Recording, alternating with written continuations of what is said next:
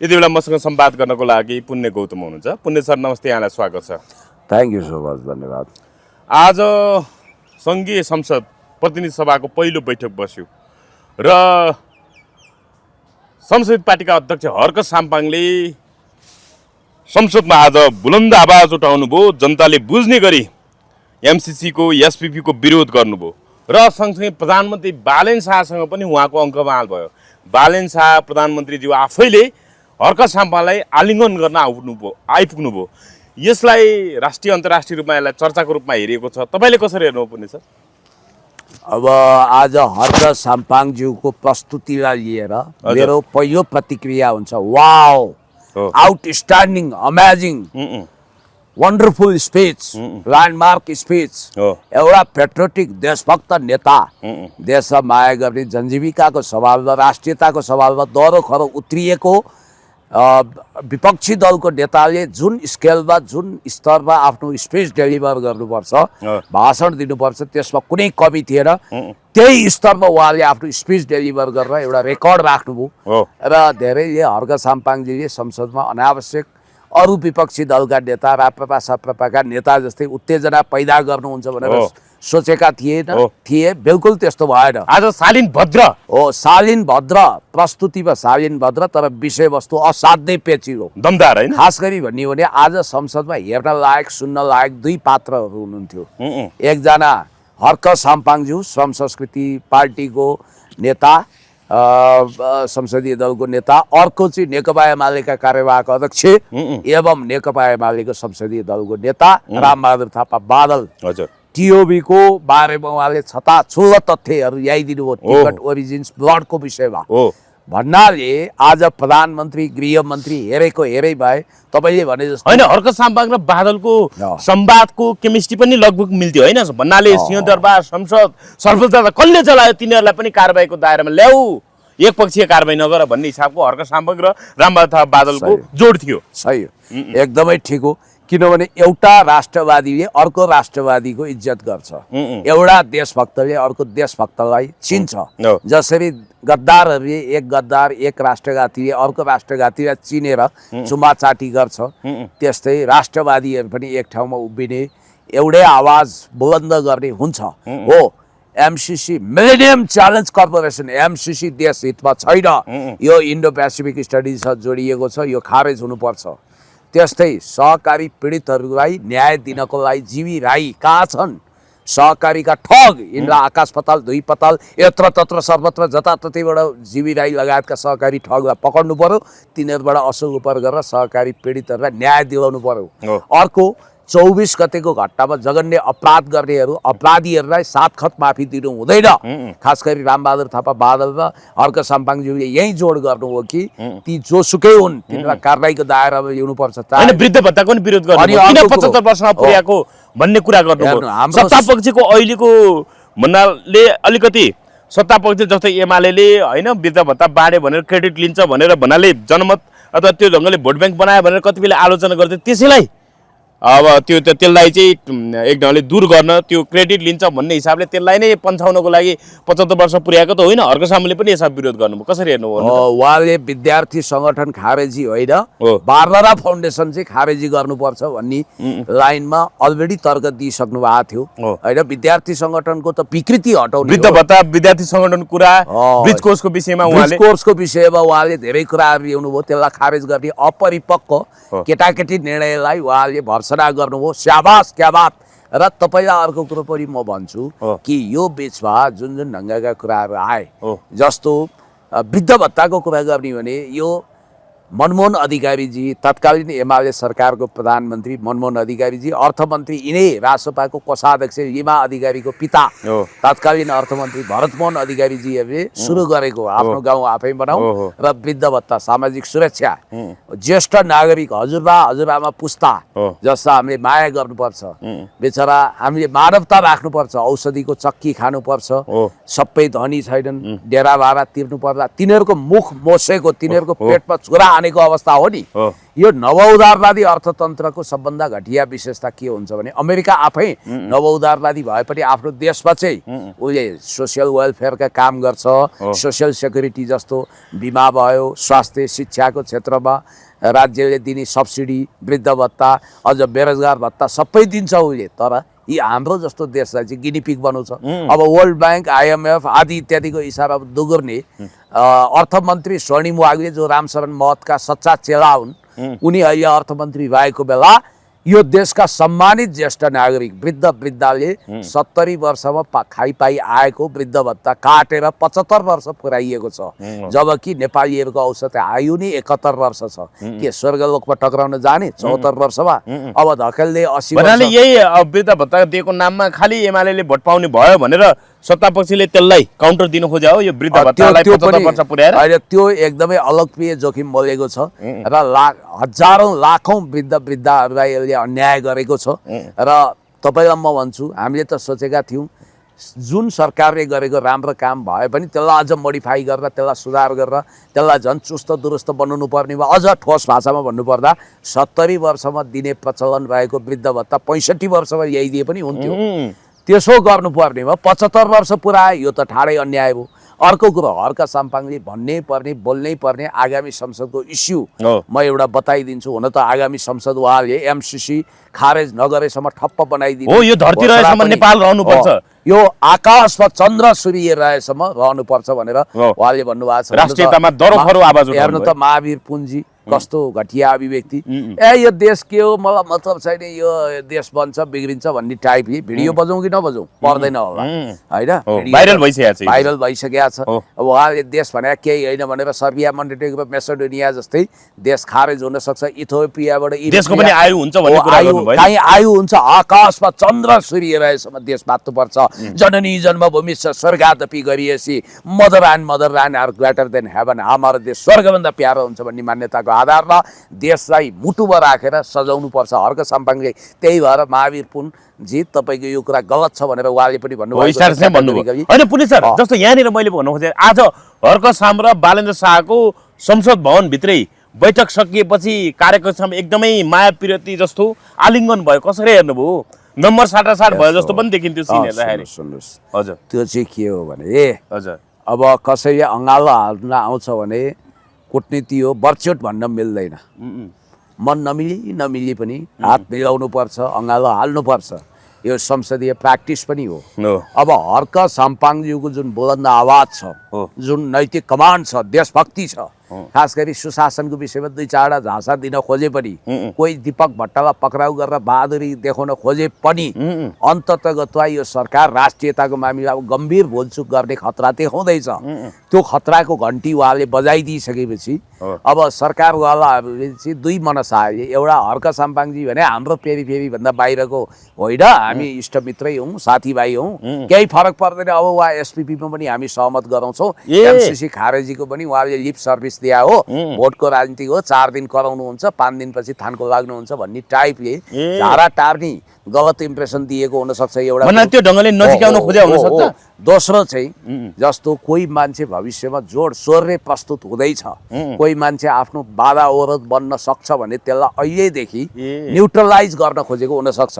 तर मैले पाएको सूचना यदि झुटो होइन भने हर्क साम्पाङले देश जनता विकास समितिको पक्षमा धेरै योगदान गर्नुभएको छ र यो SPP लाई त ढिम्की नै नदिने, 15औं दलाइ लामा नेपालबाट घोषणै गर्न नदिने, अनि त्यसपछि हैन सम्बन्ध सुध्रेकै भरमा त्यसो भए MCC SPP को पक्षमा हर्क साम्पा लाग्नुहुन्न। बालेन्द्र शाह प्रधानमन्त्रीले सुम्मा चाटी गर्ने पनि यदि भन्नुभयो भने पनि झासा दिँदैमा केही फरक पर्दैन, त्यसले केही फरक। तर हर्क साम्पाले भन्नु भने अब बैठक सैठकको विषयमा अब केही हुँदैन, उहाँले बैठक बोलाउनु भयो भने अब संवादको ढोका खुल्यो, अब उहाँले बैठक बोलाउनु भने हामी सहजै जान्छौँ, यसमा कुनै बाधा हुँदैन भन्नुभयो नि त। सम्बन्ध सुध्रिएको जस्तो कुरा गरिसक्नु भएको। सम्बन्ध सुध्रिया भन्दा पनि प्राइम मिनिस्टरले बोलाएपछि सधैँभरि जान्न भन्नु हुँदैन। यो त पहिलो बैठक डाकियोस् भन्ने थियो नि त। पहिलो बैठक सम्झौता बैठक भएर मात्रै कुरा गर्छौँ, कोठे बैठक जानु। मलाई लाग्छ हर्क साम्पाङज्यू यति एउटा परिघट्टाले भावुक भएर प्रधानमन्त्रीको लेफ्टिनेन्ट बन्नुहुन्न, प्रधानमन्त्रीको भन भाइ होमा देउसी भनेर बोली मिलाउनुहुन्न। अब मलाई जस्तो लाग्छ हर्क साम्पाङज्यूले नउठाइ नहुने 2टा कुरा महत्त्वपूर्ण छ। एउटा म तपाईँलाई के भन्छु भने एउटा देशमा डिप स्टेटले कसरी काम गरेको छ। हो। खास गरी अमेरिकन र पश्चिमाहरूको डिप स्टेटले नेपालमा चीन, भारत, स्पेसली चीन, त्यसपछि जापान, रुस र भारतले बनाइदिएका उद्योग धन्दा कसरी कोल्याप्स गर्यो, देशलाई कसरी गैर औद्योगिकरणको चरणमा धकेल्यो र नेपालीहरूलाई परनिर्भर बनाएर नेपालीहरूलाई विदेशी कुल्लीमा अनुवाद गर्यो, तुच्छ भाषा नै प्रयोग गर्नुपर्ने हो। त्योबाट त्राण पाउन र नेपाललाई औद्योगिकरण गर्नको लागि के गर्नुपर्छ भन्ने कुरो अब उहाँले संसदमा आवश्यक पर्छ भने हामी लिखित रूपमा उहाँलाई मद्दत गर्न तयार छौँ। संसदमा यो विषयमा एजेन्डा प्रस्तुत गर्नुहुनेछ र गम्भीर कुरो अहिले हर्क साम्पाङको म ध्यान आकर्षण गर्न चाहन्छु, रामबहादुर थापाजीको ध्यान आकर्षण गर्न चाहन्छु। राष्ट्र बैंकको एउटा ऐन छ के कानुन छ, त्योलाई चाहिँ बैंक तथा वित्तीय संस्था नियमन सम्बन्धी कानुन भन्छ, त्यसलाई बाफिया भन्छ। त्यो वित्तीय कानुन हो सर्टकटमा भन्दा। त्यो वित्तीय कानुन नै विभेदकारी छ, गलत छ, त्यो संशोधन हुनुपर्छ। म जस्तो मान्छे अर्थमन्त्री वा प्रधानमन्त्री हुने हो, हर्क साम्पाङजी जस्तो मान्छे प्रधानमन्त्री अर्थमन्त्री हुने हो भने यसलाई आउटराइट हामी खारेज गरेर अनकन्डिसनल ढङ्गले व्यक्तिका खाताहरू अनन्तकालसम्म सुरक्षित रहने कुराको ग्यारेन्टी गर्थ्यौँ। जस्तो त्यही बाफिया कानुनले पनि के भन्छ भने 20 वर्षसम्म यदि तपाईँको खाता फ्रिज भयो, निष्क्रिय भयो, ट्रान्जिसन भएन, कारोबार भएन भने स्वतः त्यसमा भएका पैसाहरू सरकारी कोषमा जान्छ भनिन्छ, हो राइट। अब त्यो पनि विभेदकारी छ, त्यसलाई पनि संशोधन गर्नुपर्छ भनिरहेको बेला उहाँहरू त 10 वर्षमै फ्रिज भएको खाताबाट सरक्क पैसा तानेर अब अहिले हैन सरकारी पीडितलाई साना बचतकर्ताहरूको पैसा रकम फिर्ता गर्ने 100 दिनको कार्यसूची त्यो आइराख्दा कतै यसको कनेक्सन त छैन। साना ठुला बचतकर्ताहरूलाई सरकारले फिर्ता गर्नुपर्ने कुल रकम 1 खर्ब 35 अर्ब। अब यो बैंक खाता, व्यक्तिको बैंक खाता सिज गरेर उनले चाहिँ 2 खर्ब रुपियाँ तान्ने प्रपञ्च गरेको छ। खबरदार, जसरी तपाईँको जग्गा 20औं वर्ष मालपोत नतिरे पनि तिरेपछि स्वतः तपाईँकै हुने अवस्था हुन्छ र त्यो सधैँ तपाईँको हुन्छ। तपाईँलाई जरिवाना लाग्ला, कर लाग्ला। त्यसै गरी व्यक्तिको खाता कहिले पनि फ्रिज गर्नु हुँदैन। कालो धन छ भने त्यसलाई अनुसन्धान जहिले गर्नु पनि सकियो, किन 10 वर्ष 5 वर्ष कुर्नु पर्यो? होइन भने रगत पसिना आँसु, विन्स्टन चर्चिलको भाषामा भन्नुपर्दा ब्लड स्वेट एन्ड टियर लगानी गरेर व्यक्तिले खोलेको खाता उसको सेतो धनराशि जफत गर्न पाइँदैन। अर्को कुरा जनकजी, तपाईँलाई म भन्छु केही उदाहरण सहित तपाईँले ध्यान दिएर सुन्नुहोला। अब आवश्यक अनुसार लाइट पनि बाल्नु होला, किनभने अलिकति पिक्चर क्वालिटी खराब भयो भने दर्शकहरूको ध्यान भड्किन्छ। म तपाईँलाई के भन्छु भने डिप स्टेटको काम मैले भनिरहेको थिएँ। अमेरिका नेपालमा पञ्चायत कालदेखि छ, कमसेकम 7 साल पछि छ। उनले पञ्चायत कालमा पिस क्रप्स भन्छ, पिस कोर पनि भन्छ, हेल्थ सेक्टर र एजुकेसनको सेक्टरमा काम गर्यो, केही सुधार गरे जस्तो गर्यो। तर मूलतः आइएनजिओबाट उसले काम गरिरहेको थियो। तर अमेरिकाले अथवा डिप स्टेटले इन्फ्रास्ट्रक्चरको लागि के लगानी गर्यो त? ल हेर्नु त, जस्तो चीनले भिकुटी कागज कारखाना बनायो, बाँसबारी छाला जुत्ता कारखाना बनायो, अनि त्यसपछि कोदारी राजमार्ग बनायो, पृथ्वी राजमार्गमा लगानी गर्यो, अनि त्यसपछि उसले थुप्रै उद्योग धन्दाहरू, दर्जनौं उद्योग धन्दा, अनि त्यसपछि रसियाले कृषि औजार कारखाना बनायो, जनकपुर चुरट कारखाना बनायो, अन्य धेरै ठाउँमा म भन्दैछु एनजिओको नाममा फन्डिङ गर्ने हो। अनि त्यसपछि भारतले, जापानले धेरै ठाउँमा सडकहरुमा, जस्तो चाइनाले त यो चक्रपथ निर्माणको लागि, फास्ट ट्र्याकको लागि पनि मद्दत गरेको छ। अब जापानले पनि विभिन्न सडक, पुल, पुलेसा, भौतिक पूर्वाधार टु भक्तपुरको त्यो सडक बनायो। अब डिप स्टेट युक्त अमेरिका र पश्चिमाले के गरे? आइएनजिओ मार्फत भाते गोष्ठी गरे, फन्डिङ गर्ने, सामाजिक सुधार गर्ने काम गरे। तर उनीहरूले नेपालमा दिगो विकास के गरे? उद्योग धन्दा कहाँ लगाए? भएको भारत, चीन र रुसको लगानीको कारखाना कोल्याप्स भयो। अब म तपाईँलाई भन्छु, रामशरण महतजी त वर्ल्ड ब्याङ्कमा काम गरेको हाम्रो यो स्वर्णिम वाग्लेकै मेन्टर हो। अब स्वर्णिम वाग्लेजी आउँदा हुने कुरा के हो त? नवउदारवादी अर्थतन्त्रकै कारणले सामाजिक सुरक्षा भत्ता कटाइयो नि, नजाने अझ बजेटमा के कटाउने हो थाहा छैन। वृद्धहरूको भत्ता पनि खोसियो नि, वृद्धको पेटमा लात मारियो नि त वृद्धको। त्यतिखेर के भयो भने केही व्यापारीहरूले सरकारी महँगो जमिनमा आँखा गाडे, बिघाका बिघा, रोपनीका रोपनी जमिन छ त्यहाँ भनेपछि त्यसलाई प्राइभेटाइजेसन गर्नु पर्यो। कौडीको मोलमा सरकारले, उद्योग व्यक्ति हो, मित्र राष्ट्रले बनाइदिए, जस्तो चीन, रुस, जापान, भारतले त्यसलाई कौडीको दाममा बेच्यो। जस्तो तपाईँलाई एउटा कुरा भन्छु, ढुकुटी कागज कारखानाले उत्पादन गरेका कागजहरू नि नेपालका सरकारी कार्यालयमा अनिवार्य रूपमा प्रयोग गर्ने भन्ने नियम किन बनाइएन? त्यसो गरेको भए त्यो उद्योग बाँच्दथ्यो। त्यसै गरी बाँसबारी छाला जुत्ता कारखानाको उत्पादनलाई नि नेपालको आर्मी वा पुलिसले कमसेकम बुटको रूपमा जुत्ताको रूपमा प्रयोग गर्ने भनेर किन नियम बनाइएन? सरकारी जति पनि बिल्डिङहरू छ, इन्फ्रास्ट्रक्चर छ, त्यसमा हेटौँडा सिमेन्ट उद्योग र उदयपुर सिमेन्ट उद्योग, हिमाल सिमेन्ट उद्योगको उत्कृष्ट सिमेन्ट प्रयोग गर्ने किन भनिएन? गुणस्तरीय थियो। अनि चीनको सहायतामा बनेको हेटौँडा कपडा कारखानाबाट उत्पादित कपडा चाहिँ ड्रेस चाहिँ आर्मी र पुलिसको ड्रेस बनाउने भन्ने नियम किन बनाइएन? अब तपाईँको 14 रुपियाँ कौडीको दाममा बाँसबारीको जग्गा कब्जा गर्यो, फलाना तिलाना ढिस्काना धेरै धेरै माडवारी धन्दा सेठहरूले कब्जा गरे। त अहिले के भयो? उद्योग छैन, हामी टाट पल्ट्यौँ। देशलाई औद्योगिकरण नगराइकन तपाईँले विकास गर्नुहुन्छ। अब औद्योगिकरण गर्ने को भन्दा देशमा औद्योगिक मैत्री इन्भाइरोमेन्ट चाहियो। जेनजी आन्दोलनपछि के हो? नेप्से परिसूचक हेर्नुहोस्, निराशाजनक तस्बिर पाउनुहुन्छ। Share market, capital market crash भएको छ। नेप्से ओह्रालो लागेकै छ। यो यसै हो भने इकोनोमी क्रास होला जस्तो छ। विदेशी लगानीकर्ता एफडिआईमा जति पनि कमिटमेन्ट भएको थियो, खरबौँ रुपियाँ कति आयो नेपालमा? एफडिआई फरेन डाइरेक्ट इन्भेस्टमेन्ट अन्तर्गत नेपालमा कति भित्रियो? अनि पिपिपी अन्तर्गत पब्लिक प्राइभेट पार्टनरसिप अन्तर्गत कहाँबाट लगानी भित्रियो?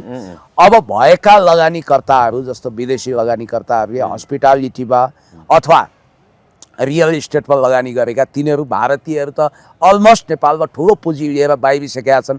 चाइनिजले त आफूमाथिको गम्भीर सुरक्षा थ्रेट र औद्योगिक मात्रै होइन, राजनीतिक हिसाबले पनि चीन विरोधी गतिविधि भएको हुनाले लगभग बिआरआईलाई पेन्डिङमा सरकारले नियतका साथ राखेको छ। बदनियतका साथ भने कमल गाउँपालिकामा किनिएको 2100 करिब बिघा जग्गा, करिब 2100 बिघा जग्गामा औद्योगिक पार्क बनाउने गरी एमओयूमा हस्ताक्षर भयो। तत्कालीन केपी शर्मा ओलीज्यू चीनको भिजिट गर्दा साङ्घाई कोअपरेसन अर्गनाइजेसनको ग्लोबल समिटमा त्यो अर्थ सचिव स्तरमा हस्ताक्षर भयो। तर त्यो कार्यान्वयनमा जान खोज्दाखेरि त्यसलाई अहिले बालनजीले आफ्नो बाचा पत्रमा चाहिँ त्यो चिनिया औद्योगिक पार्क बन्दैन, त्यहाँ हामी चिल्ड्रेन पार्क वा डेटिङ पार्क बनाउँछु भन्ने उटपट्याङ कुरा गर्नु हो। अब के हुन्छ? बिआरआई कार्यान्वयन नभएपछि खरबौँ रुपियाँ यहाँ आउँदैन। तपाईँको कमसेकम पाकिस्तान र चीनको बिचमा कुनै पनि नस्वा मिल्दैन, भाषा मिल्दैन, केही पनि मिल्दैन। तर सी प्याकमा चाइना पाकिस्तान इकोनोमिक करिडर सी प्याकमा उसले खरबौँ रुपियाँ एकै झड्कामा 65 अर्ब अमेरिकी डलर निवेश गरेका थियो। अहिले त 120 बिलियन डलर भन्दा बढीको त्यहाँ लगानी भएको छ। नेपालमा पनि बिलियन्स अफ डलर आउने, त्यो पनि सैन्य रणनीतिमा नजोडिएको ग्रान्ट अनुदान र सफ्ट लोन आउने सम्भावना थियो। डेप्ट ट्र्यापमा फस्छ।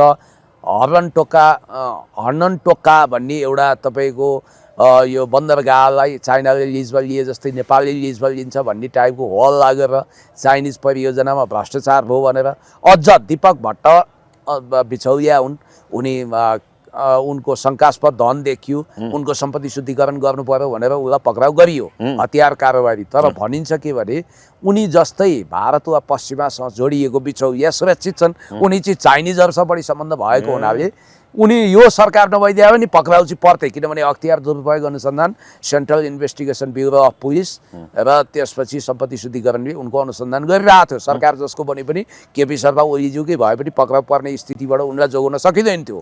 तर यहाँनिर मैले भन्न खोजेको कुरा के हो भने तपाईँ जब आन्तरिक पुँजी परिचालन गर्न सक्नुहुन्न, आन्तरिक पुँजी कसरी बन्छ? कि त यहाँ इन्डस्ट्रिज हुनु पर्यो, कि हाम्रो तपाईँको कृषिमा हामी आत्मनिर्भर हुनु पर्यो, कि त हाम्रो आत्मनिर्भर अर्थतन्त्र हुनु पर्यो, कि हाम्रो रेमिटेन्स आउनु पर्यो। भनिन्छ सुशीला कार्कीको सरकार बनिसकेपछि जेनजी मोमेन्ट पछि रेमिटेन्स नेपालमा फ्लो हुने, अर्थात् अरब दुबई कतार युरोप अमेरिकामा रेमिटेन्स गएर नेपालको राष्ट्रिय अर्थतन्त्रको ठेकी भर्ने देशभक्त दाजुभाइ दिदीबहिनीहरूले रेमिटेन्स पठाउन 18% कम गरे र अहिले 18% दरले रेमिटेन्स घट्यो। गरिबी 7% दरले बढ्यो, महँगी 21% दरले बढ्यो। सुशीला कार्की हुँदै यो सरकारमा आउँदा महँगीले ढाड भाँचिएको छ, निम्न आय भएका मान्छे ठहरै छन्, ब्याङ्कको ज्यानमारा नीति छ, उसले ब्याज दर चर्को छ, उसको धेरैको घर जग्गा खाइदिएको छ, फेरि पनि निलाम गर्दैछ, त्यसलाई कसरी बचाउने, ब्याङ्क लोनबाट पीडितहरूलाई कसरी रेस्क्यु गर्ने, कसरी रोजगारी 12 लाखलाई सृजना गर्ने, 30,000 किलोमिटर सडक जोड्ने, 13,000 15,000 मेगावाटको बिजुली नेसनल ग्रिडमा जोड्ने, 100 दिनभित्र सहकारी बचतकर्ताको बचत फिर्ता गर्ने आदि इत्यादि कुरा गर्न त मजा आयो। कार्यान्वयनमा त फलामको चिउरा छ। हामी 100 डेजको हनीमुन पिरियड पनि हेर्छौँ, केही सकारात्मक सुरुवात भयो होला। अब राष्ट्रियताको मामिलामा हुँदै नभएको कथित तिब्बत सरकारको दलाई लामावाला सरकारको शुभकामना आउँछ। होइन, आज रवि लामिछाने राष्ट्रिय स्वतन्त्र पार्टीका सभापति रवि लामिछानेले पनि अब आज सम्बोधन गर्नुभयो संसदको पहिलो बैठकमा। उहाँले चाहिँ के भन्नुभयो भने यहाँ प्रतिपक्षको आवाजलाई पनि समान रूपमा हेरिन्छ, प्रतिशोध साध्नको लागि बैठक होइन, यो सबैको आवाज समान रूपमा राख्नको लागि हो। अर्को कुरा, हामी संसद जलाउन आएका होइनौँ, संसद बनाउन आएका हौँ भन्नु कसरी हेर्नुभयो? गफाडीहरूको गफ सुनेर कान पाक्छ कि यो त सब भन्ने कुरा न हो भन्ने उहाँको साथी रामकृष्ण ढकालले गीत गाउनु भएको छ। तिनै रामकृष्ण ढकाल जसको गाडी चढेर नक्कु कारागारबाट उहाँ भागेर उहाँ लापत्ता हुनुभएको त होइन, जे होस् त्यो कारागारबाट गैर कानुनी रूपमा आफूलाई थुनामुक्त गर्नुभएको थियो 2 दिनको लागि भने पनि। त्यही रामकृष्ण ढकालको गीतको भाका टिप्दा भन्नै पर्ने हुन्छ यो त सब भन्ने कुरा न हो। केही गुदी थियो, रवि लामिछानेको भाषणमा दम थियो, हर्क साम्पाङको वा रामबहादुर थापा बादलको जस्तो तेज थियो, ओज थियो, र सरकारी नियुक्ति ओगटेकाहरूले भाषा यही नभए पनि भाव यही थियो, बुढो गोरुले गाई ओगटे जस्तो पद नओगट्नु, छोडिदिनु आदि इत्यादि। यस्ता टपरटुइया भाषणले जनताको जीवन बदलिनेवाला छैन। ठोस काम गर्नु पर्यो। अब तपाईँको सबभन्दा ठुलो दाता संसारभरि ट्रिलियन्स अफ डलरको लगानी गर्ने, निस्वार्थ लगानी गर्ने, deeper than ocean, higher than mountain टाइपको सम्बन्ध, स्विटर देन हनी, महभन्दा मिठो, हिमालभन्दा अग्लो, सागरभन्दा गहिरो सम्बन्ध भएको चीन आज हामीसँग चिडियो। उसले अस्ति दीपक गेवालीको इन्टरभ्यू हेर्दै थिए पूर्व मन्त्रीको, उहाँले सिधा भन्नुभएको छ चाइनिजहरूले थ्रेट गरेका छन्, त्यो रोकाइएको छ। तपाईँहरू के हामीसँग शत्रुतापूर्ण व्यवहार गर्ने कि कूटनीतिक मित्रताको हात अगाडि बढाउने भन्दा यो सरकारले त बलुचिस्तानको विद्रोही जसले सिधा चीनलाई एट्याक गरेको छ पाकिस्तानमा बसेर, जसले इन्डो वेस्ट खास गरी भारत पश्चिमा अमेरिका र भारतको फन्डिङमा पाकिस्तान टुक्राउने कुरा गरिरहेको छ, त्यो र त्योभन्दा नि खतरनाक कि टिओबीलाई संरक्षण गर्ने तिब्बतियन सरकार, धर्मशाला भारतीय धर्मशालाबाट चल्ने सरकारले यो सरकारलाई शुभकामना दिएको छ। ल हेर्नुहोस्, भन्ने बित्तिकै हामी असंलग्न परराष्ट्र नीति र पञ्चशीलताको लिकबाट बाहिर आएका छौँ। देश गम्भीर खतरामा छ। अब म सुन्दैछु एमसिसीलाई मोडिफाई गरेर, जस्तो कि सिभिल ड्रेसमा हतियारसहित अमेरिकी सेना नेपालमा छिर्न सक्ने प्रावधान त त्यहाँ रहेछ हो, त्यसैलाई कार्यान्वयन गर्ने या एसपिपी वा सोफा, अर्को सोफा भन्ने त्यति विवादित छैन, सटक सुटुक त्यसैलाई एसपिपीको रूपमा स्टेट पार्टनरसिप प्रोग्राम जस्तै गरी पास गर्ने। जबकि उनीहरूको एउटै हिडन इन्ट्रेस्ट भएर जे पास गरे पनि अमेरिकी सुरक्षा फौज नेपालमा आउनु पर्यो, तिब्बतलाई लिबरेट गर्ने यहाँ आउनु पर्यो। उनीहरूले तिब्बत स्वतन्त्र गराएर चीनलाई हान्ने रणनीति लिएका छन्। खबरदार, नेपालको महान मित्र राष्ट्र चीन विरुद्ध चलखेल हुनु हुँदैन। होइन, हर्क साम्पाङले त अब एसपिपी पास गर्ने, एमसिसीलाई अगाडि बढाउने कुरा यो सरकारले गर्यो भने संसद चल्नै नदिने हिसाबले लगातार अवरोध गरिरहनुहुन्छ, आवाज उठाइराख्नुहुन्छ, यो मुद्दा कहिले छोड्नुहुन्न भन्ने कुराहरू आइरहेको छ। के छ यसमा नेकपा एमएलएले पनि रामबहादुर बादलले पनि साथ दिन्छ भन्ने कुराहरू आइरहेको छ। राष्ट्रियताको पक्षमा केपी शर्मा ओलीज्यू र हर्क साम्पाङज्यूको आवाज समान छ। हजुर, चन्द्रमामा गएर आवाज उठाउनुहुन्छ भने, मङ्गल ग्रहमा गएर आवाज उठाउनुहुन्छ भने पनि हजुर नेकपा एमाले साथ दिन्छ। यसमा कुनै डिबेट, कुनै डाउट छैन। तपाईँ ढुक्क हुनुहोस्। तपाईँलाई आज एउटा सिक्रेट म सेयर गर्छु। झापामा केपी शर्मा ओलीज्यूसँग म 1 घन्टा संवादरत भएँ। त्यो सिलसिलामा उहाँले के भन्नुभयो थाहा छ? आज म तपाईँलाई सिक्रेट खोल्छु। मैले एउटा दुईवटा टेलिभिजनमा खोलिसकेको छु। मैले सोधेँ, जस्तो भोलिको स्थितिमा हङ पार्लियामेन्ट भयो भने के गर्ने भन्दा, अब हाम्रो एब्सोल्युट बहुमत आयो भने त हजुर प्रधानमन्त्री हुनुहुन्छ, देशको लागि खुसीकै कुरा हो, राष्ट्रियता बलियो बन्छ। इनकेस हङ पार्लियामेन्ट भयो, कसैको पनि बहुमत आएन, त्यस्तो अवस्थामा के गर्ने भन्दा, होइन हङ पार्लियामेन्टमा त अब हामीलाई चाहेनन् भने थर्ड पार्टी आउन सक्छ भन्नुभयो। उहाँको आशय के थियो भने हिजो प्रचण्डलाई बनाइयो होइन, काङ्ग्रेस र एमाले पहिलो र दोस्रो पार्टी हुँदा थर्ड पार्टीको प्रचण्ड आए। अनि मैले ठोस रूपमा सोधेँ, जस्तो नयाँ भनिएका शक्तिहरू नै प्रधानमन्त्री बन्न चाहे भने भन्दा उहाँले के गर्नुभयो थाहा छ? यो उहाँले भनेको प्लेन वर्ड रवि लामिछाने जसले एकचोटि नेपालको नागरिकता त्यागिसकेका छन्, विभिन्न मुद्दा खेपेका छन्, उनलाई हुँदै हुँदैन। अनि बालेन शाह त झन् हुँदै हुँदैन, विविध कारण। किनभने जो मान्छे अमेरिकी युथ काउन्सिलको मेम्बर छ, जसले हिजो के स्क्रिप्ट लेखेको छ, हुँदैन। हर्क साम्पाङको हकमा हामी फ्लेक्सिबल हुन्छौँ र आवश्यक भन्नाले केपी ओलीले पनि आफू बाहेकको अवस्थामा चाहिँ हर्क साम्पाङलाई प्रधानमन्त्री बनाउन तयार हुनुभयो हो। तपाईसँग यो कुरा गर्नुभयो हो। अहिले हङ पार्लियामेन्ट हुन्थ्यो र हर्क साम्पाङले यदि बन्ने स्थिति आउँथ्यो भने एमाले समर्थन गर्थ्यो। ल हजुर, भोलि पनि गर्छ। मैले त तपाईँलाई यति विश्वास दिलाउँछु, मान्छे एमाले चाहिँ हर्क साम्पाङलाई प्रधानमन्त्री बनाउन तयार छ। काँधैमा बोक्छ, राष्ट्रियताको आवाज घन्काएको अवस्थामा काँधैमा बोक्छ। तपाईँ ढुक्क हुनुहोस्, माधव सर चिया खानुपर्छ है, तपाईँसँग काम छ। काँधैमा बोक्छ, तपाईँ ढुक्क हुनुहोस्। र नेकपा एमाले आगामी दिनमा हर्क साम्पाङज्यू जस्तो देशभक्त व्यक्तित्व उठेको ठाउँमा उम्मेदवारी नदिन नि वाञ्छनीय ठान्न सक्छ। हजुर, यहाँनिर अब जस्तो प्रलोपा अध्यक्ष परिषदको सदस्यबाट चाहिँ सुदन किराँती, जो प्रचण्डको पार्टी नेपाली कम्युनिस्ट पार्टी बन्ने नेकपा माओवादी केन्द्रबाट विभिन्न दल मिलाएर भन्ने कुरामा असहमत जनाउँदै जनार्दन शर्माहरू सुदन किराँती बाहिरिए। तर त्यो पार्टी त एउटा निर्वाचन क्षेत्रको भोट पनि ल्याउन सकेन। जम्मा समानुपातिकमा 23-24 हजार मत ल्याएर खुम्चियो। न त राष्ट्रिय पार्टी न त केही एउटा सांसद पनि जित्न सकेन। अहिले सुदन किराँती चाहिँ हर्क साम्पाङ नेतृत्व संसदीय पार्टीसँग लबिङ गरिरहेको भन्ने कुरा आएको छ। के छ सुदन किराँती हर्क साम्पाङसँग मिल्नु कतिको वाञ्छनीय हुनेछ, कसरी हेर्नु हुनेछ? सुदन किराँती जस्तो व्यक्तित्व नेपाली कम्युनिस्ट पार्टीको भावी लिडर हुन सक्थे।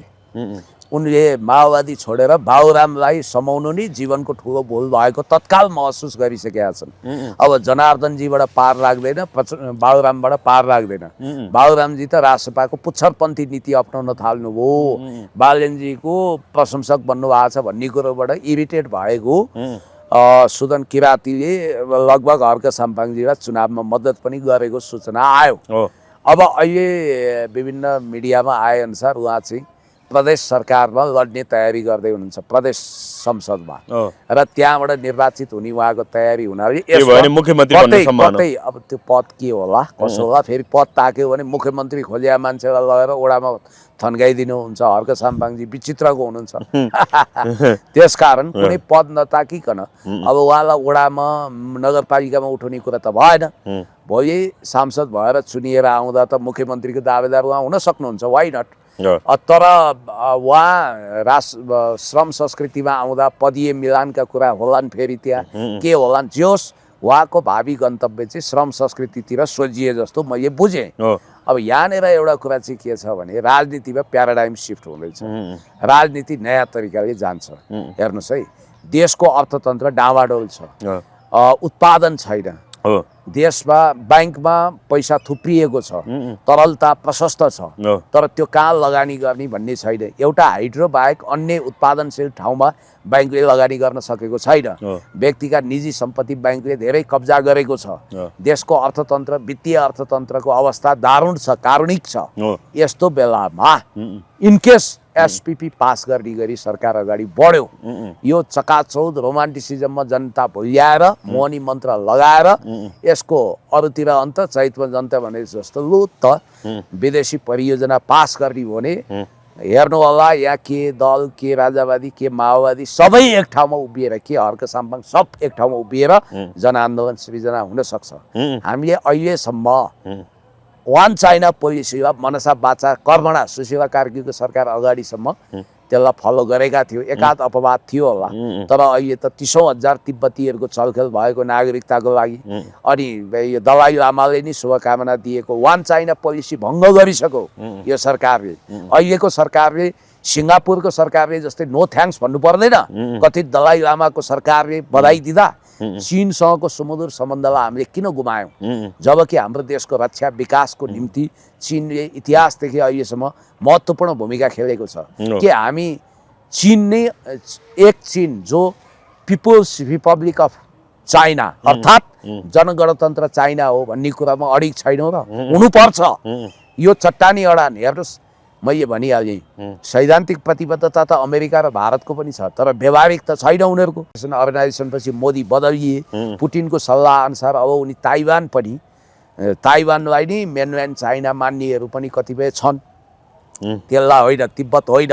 अब मेनल्यान्ड चाइना भनेकै बेइजिङ राजधानी भएको त्यो देश हो भन्ने कुरा स्वीकार्न उनी अगाडि बढिसकेको भन्ने कुरा आयो र 15औं दलाइ लामाको घोषणा भारतबाट गर्न नसकिने हुनाले नेपालबाट गर्ने तयारी, अझ दुर्गा प्रसाईको दाबी मान्ने हो भने त नेपालमा इन्डो पेसिफिक स्ट्राटेजी साल जोडिएका प्रोजेक्टहरू पास भएर अमेरिकी सेना यहाँ रहेर 15औं दलाइ लामा घोषणा गर्न मकवानपुरमा विशाल अरबौँको गुम्बा बनिसकेको भनेर पनि उहाँले भन्नुभएको छ।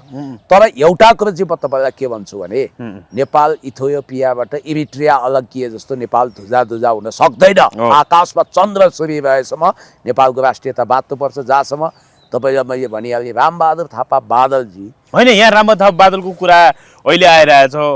अब हालै नेकपा एमालेको संसदीय दलको बैठक बस्यो र त्यसले चाहिँ पार्टीका उपाध्यक्ष रामबहादुर थापा बादललाई संसदीय दलको नेता बनाउने सर्वसम्मत निर्णय गर्यो र अहिले कार्यवाहक अध्यक्षको जिम्मेवारी पनि उहाँलाई दिइएको छ।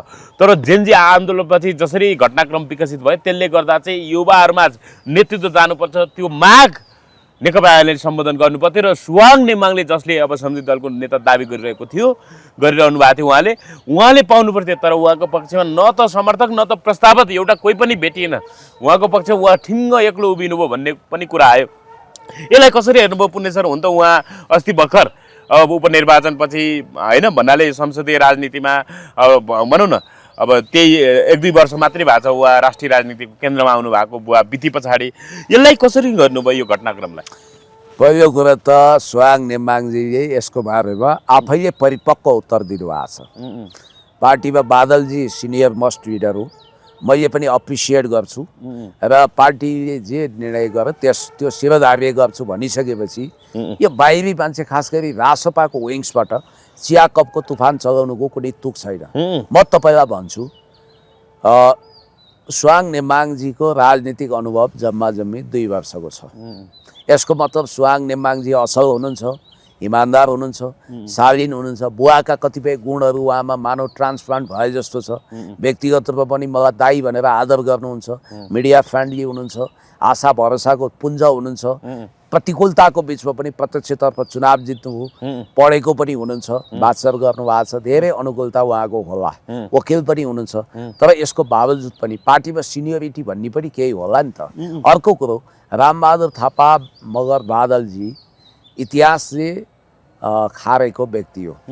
रामबहादुर थापा बादलजीको बारेमा नक्कली भुटानीका किस्सा ल्याएर छोराको कारण बदनाम गर्न सकिएला। अहिले त झन् अर्को कल्पित बदनामीको एउटा लहर चलाइएको छ कि निर्मला पन्तको हत्या नै रामबहादुरका छोरा बादलका छोराले गरे, प्रतीकले गरे भनेर यस्ता वाहियात समाचारको बाढी चलाइएको छ। जबकि रिपोर्ट त आउला, अब यो सरकारले छानबिन गर्छु भनेको छ, छानबिन गरोस्। अब सम्भवतः क्रस बोर्डर क्राइम भएको हो कि निर्मलामाथि सीमा पारीका अपराधीहरू मान्छे सुवाङ नेमाङ भन्दा रामबहादुर थापा बादल 1000 गुणा अहिले पार्टीको नेकपा एमालेको संसदीय दलको नेता बन्न उपयुक्त हो होइन? तपाईँको निष्कर्ष त्यही गणितीय गणनामा यति गुणा यति भागा भनेर चाहिँ भन्दिनँ। तर अहिलेको लागि रामबहादुर थापाजीको चयन बुद्धिमत्तापूर्ण छ, किनभने उहाँ पार्टीको कार्यवाहक अध्यक्ष पनि हो, पार्टीमा धीर गम्भीर हुनुहुन्छ, अध्ययन गर्नुहुन्छ, प्रचण्ड पछि जनयुद्धको टप लिडर पनि त हो। आखिर सैद्धान्तिक रूपमा बाबुराम र वैद्य माथि थिए, तर व्यवहारिक फिल्डको हिसाबले त बादलजीको क्रेज थियो। जनसङ्गठनको मोर्चा होइन, सैनिक सङ्गठनको मोर्चा त सबै उहाँकै थियो। त्यसकारण नेकपा एमालेमा पनि उहाँ सिनियर मोस्ट नेता हुनुहुन्छ र उहाँ चाहिँ टपक्क टिपेर बनाइएको होइन। अर्को कुरो राष्ट्रियताको अडानमा बादलजी, हामी त 33 दलीय आन्दोलनमा उहाँ वैद्यसम्ममा हुनुहुन्थ्यो, हामी त मोर्चामा थियौँ, बडो गम्भीर हुनुहुन्छ होइन? ईश्वर पोखरेल पनि हुनु त वरिष्ठ उपाध्यक्ष होइन उहाँ?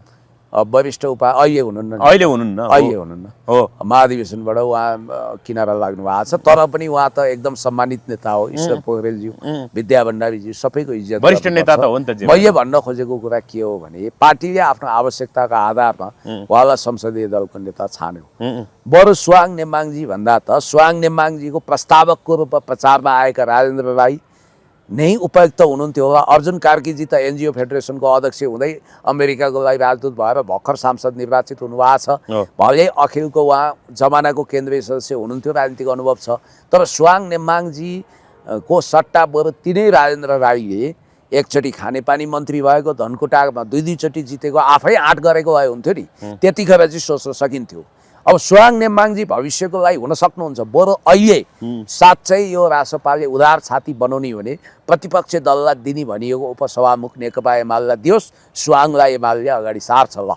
किनभने उहाँको पिता पनि सभामुख हुनुहुन्थ्यो, उहाँको शालीनता भद्रता देखिन्छ। अथवा के रासपाले श्रम संस्कृति पार्टीलाई सभामुख पद दिन सक्छ? उपसभामुख सभामुख त आफै लिन्छ के अरे। डिपी अरियालजीको लगभग फिक्स भयो भन्छ, इन्दिराजी वा डिपीजीको 22 गते निर्वाचन 22 गते हुँदैछ। ज्येष्ठ सांसदको हैसियतले अर्जुन नरसिंह केसीजीले सभा सञ्चालन गर्नुभयो आजको। इन्ट्रेस्टिङ कुरो चाहिँ के भने जिब्रोमा सरस्वती बसेको बेला फ्याट्ट धेरै कुरा बोल्नु हुँदैन। मैले बारम्बार भन्थेँ नि, मलाई पुष्टि गर्ने चुनौती पनि मान्छेले दिइरहेको थिए। गगनजीले त्यतिखेर साल तोक्नु भएको थिएन, के अरे होइन सालै तोकेर भन्नुभएको थियो। 72 सालमा 10 वर्षसम्म राजनीतिमा रहन्छु भने 82 पुग्यो। अब उहाँले एउटा 15 वर्ष अगाडि भूषण दाहालसँग चाहिँ 50 वर्षपछि राजनीतिमा आफू रहँदै नरहने, रहनै नमिल्ने, अहिले 35-36 वर्षको भएको भनेर बोल्नु भएको छ। एकचोटि सुनौ है फायर साइडको यो कुरा। म 34 वर्षको हुँदै गरेर 18 वर्षको चाहिँ केटा वा केटीको कुरा मैले बुझ्न छोडिसकेँ। त्यति छिटो ऱ्यापिड चेन्ज चाहन्छ, नयाँ नयाँ आइडियाज लिएर आइरहेको छ। 50 मा त म इरेलेभेन्ट हुनुपर्छ, म हट्नुपर्छ, असान्दर्भिक हुन्छु भन्नुभएको छ हैन? अनि नै नेपालले ठाउँ पुग्छ। हो, उहाँले के भन्नु हो, आफैले आफू 35 वर्ष पुगेको कुरा गर्नु भएको छ 15 वर्ष अगाडि। 50 वर्षमा त उहाँ नेतृत्वमा बस्नै नमिल्ने, हट्नै पर्ने, हटाइनै पर्ने भन्नुभएको छ। आफ्नो बोली आफैलाई गल्पासो भयो होइन। अब यो अडानमा आउनु पर्यो नि उहाँ। अहिले नैतिक रूपमा उहाँले आफूलाई राजीनामा दिनुपर्छ पार्टीको नेतृत्वबाट। त्यसो भए यो अनुसार राजीनामा दिनु खोजे अनि खोइ 50 सुन्नु न, 50 त म पनि पुगेँ लगभग, मभन्दा नि जेठो हो अलिकति। उहाँ 50 त ठ्याङ्गै पुग्नुभयो कि। उहाँले तोकेकै जन्ममिति 33 साल हो। अझ मान्छेहरू उहाँ 30-31 सालको भन्छन्। ल मान्ने उहाँको नागरिकतामै भएको, राष्ट्रिय कागजमै देखिएको, प्रामाणिक कागजमै देखिएको बितिमा मान्ने 33 साल। त 33 सालले त अब तपाईँ र म अहिले चैतको कति गते गफ गर्दैछौँ? 17 गते। अब 17 होइन आज 19 गते। 19 गते। अब 10 दिन 12 दिनपछि त 83 साल लाग्छ। 33 सालले त उहाँ 50 वर्ष टेक्नुहुन्छ 83 सालमा, सिद्धियो नि कुरा। यो एउटा असान्दर्भिक भए पनि मैले उहाँको बाचा र प्रतिबद्धता उहाँलाई नै सम्झाइदिएँ। हेर्नुहोस्, राजनीतिमा सस्तो लोकप्रियताको भाउ त चलाउनु हुँदैन, गम्भीर कुरा गर्नुपर्छ, देशलाई विकसित गर्नुपर्छ। अहिले महँगी घटाउने, गरिबी घटाउने, सुशासन कायम गर्नलाई सरकार सुशासन कायम होइन। सुन्नु न, महँगी घट्यो, गरिबी घट्यो, पेट्रोलियम पदार्थमा भाउ बढेर सरकारले सब्सिडी दिने कुरा सोच्यो। अहिले बैंक लोन त्यत्तिकै छ, गरिबी त्यत्तिकै छ। बालन शाहले बोल्दा नि बोल्नु भएन आज संसदमा पहिलो बैठकमा पनि। बोल्नु भएन। त्यस कारणले गर्दाखेरि सरकारले सुशासन र राष्ट्रियताको विषयमा, जनजीविकाको विषयमा आफूलाई चुस्त दुरुस्त बनाओस् र हर्क साम्पाङजीले यो कुरा बुलन्द आवाज उठाउनुहोस्। हामी यही भन्छौँ। धन्यवाद। हस्, धन्यवाद।